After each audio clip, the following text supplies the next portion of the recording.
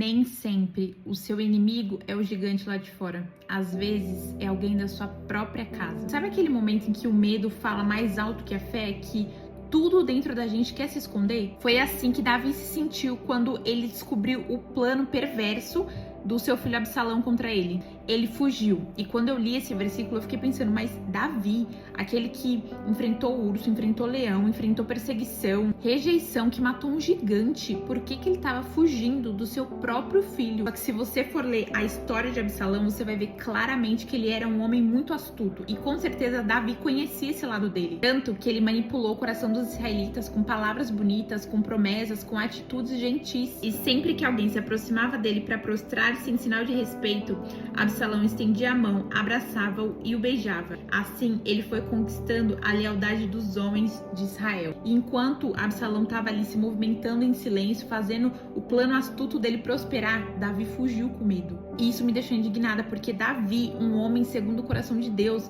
ficou em silêncio. Por que ele não orou? Por que ele não buscou, não clamou pela presença de Deus, pela justiça de Deus, como ele já tinha feito várias vezes antes? Porque Deus continuava ali, só esperando ser chamado. E só no versículo 31 que Davi ora, mas quando Davi ora, Deus começa a agir.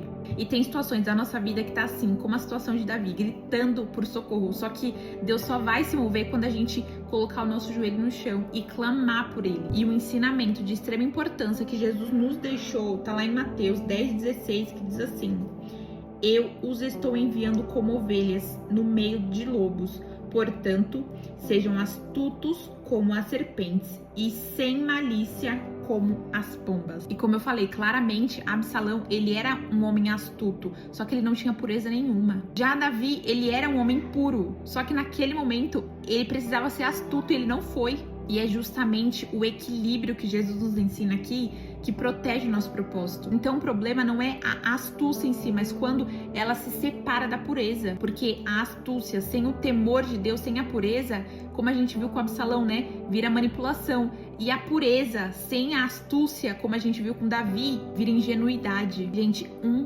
clamor.